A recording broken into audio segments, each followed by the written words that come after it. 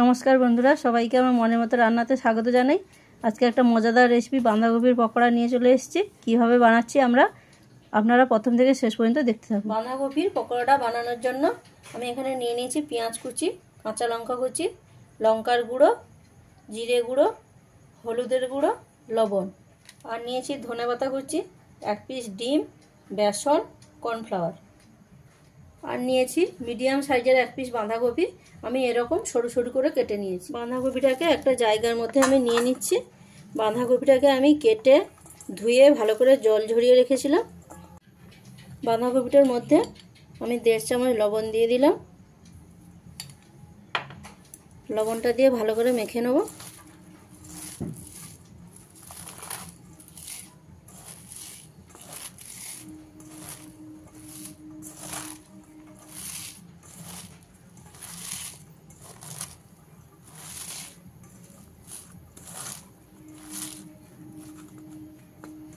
এরকম করে ভালো করে একটু মেখে নিয়েছি।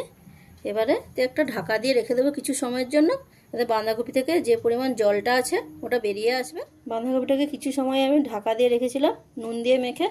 এবারে খুলে দেবো, দিয়ে ভালো করে বাঁধাকপিটাকে মেখে দেবো আরেকবার। বাঁধাকপি থেকে কতটা পরিমাণে জল ছেড়েছে দেখুন।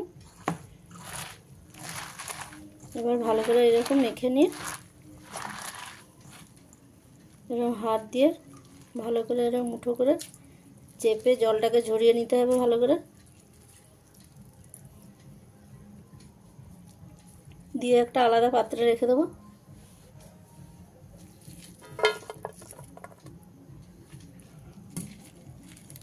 এইরকম পুরো বাঁধাকপিটাকে আমি এরকম হাত দিয়ে চিপে ভালো করে জলটা ঝরিয়ে নেব। এবারে বাঁধাকপিটাকে ভালো করে আমি সমস্ত রকম উপকরণ দিয়ে মেখে নেব। প্রথমে দিচ্ছি পেঁয়াজ কুচি। আমি দুটো বড় সাইজের পেঁয়াজ নিয়ে কুচি করে নিয়েছি। দিয়ে দিলাম 1 চামচ লঙ্কার গুঁড়ো, 1 চামচ হলুদের গুঁড়ো, কাঁচা লঙ্কার কুচি। আমি গুঁড়ো লঙ্কা এবং কাঁচা লঙ্কা দুটো দিয়েছি, কেন একটু ঝাল ঝাল করে পকোড়াটা বানাবো বলে। আপনারা যে যেরকম ঝাল খাবেন সেই পরিমাণে ঝালটা দিয়ে নেবেন। আর দিচ্ছি 1 চামচ জিরে গুঁড়ো,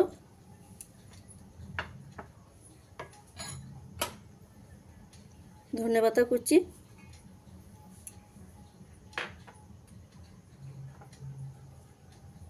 হাফ কাপ বেসন,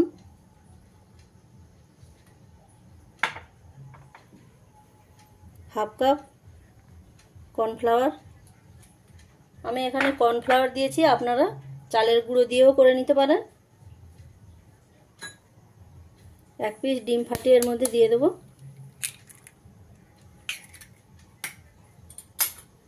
দিয়ে এবারে ভালো করে আমি মেখে নেব।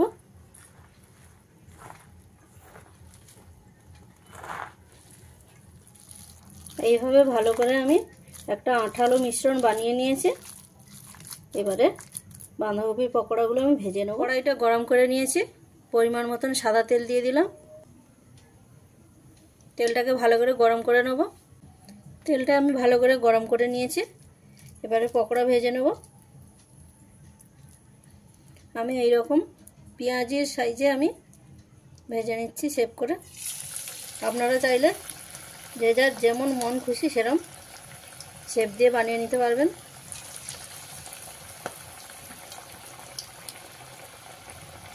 এভাবে একটু পাতলা পাতলা করে দেবেন, তাহলে খুব ভালোভাবে পুরোটা ভাজা হবে।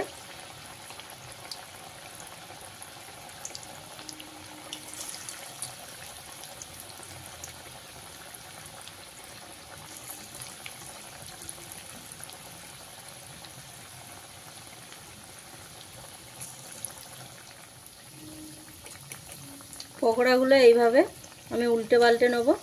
আপনারা গ্যাসের ফ্লেমটা এই সময় মিডিয়াম ফ্লেমে রাখবেন।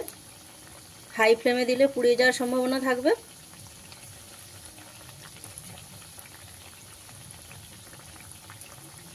যেসব বন্ধুরা আমার চ্যানেলের ভিডিওগুলো দেখছেন তাদের কাছে অনুরোধ রইল আমার চ্যানেলটা সাবস্ক্রাইব করার।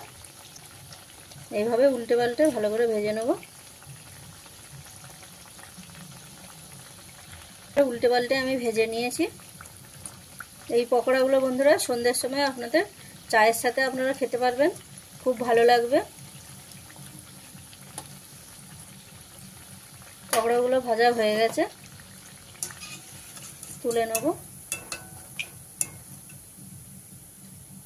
তো আমি যে পদ্ধতিতে পকোড়াটা বানালাম আপনাদের যদি ভালো লেগে থাকে তাহলে আমার চ্যানেলটাকে লাইক, কমেন্ট, শেয়ার এবং সাবস্ক্রাইব করবেন। এভাবে তুলে নিলাম একটা প্লেটে। এইভাবে বাকি পকোড়াগুলো আমি ভেজে নেব।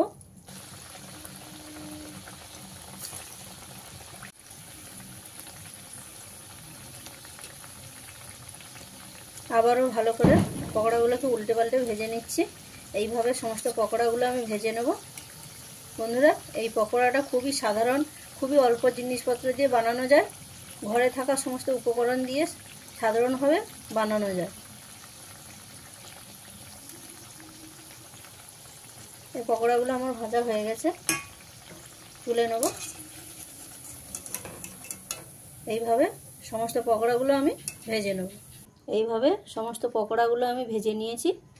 পকোড়াটা ভেজে নেওয়ার পরে চাট মশলাটা আমার মতন এরকম ছড়িয়ে নেবেন আপনারা, দেখবেন খেতে ভালো লাগবে।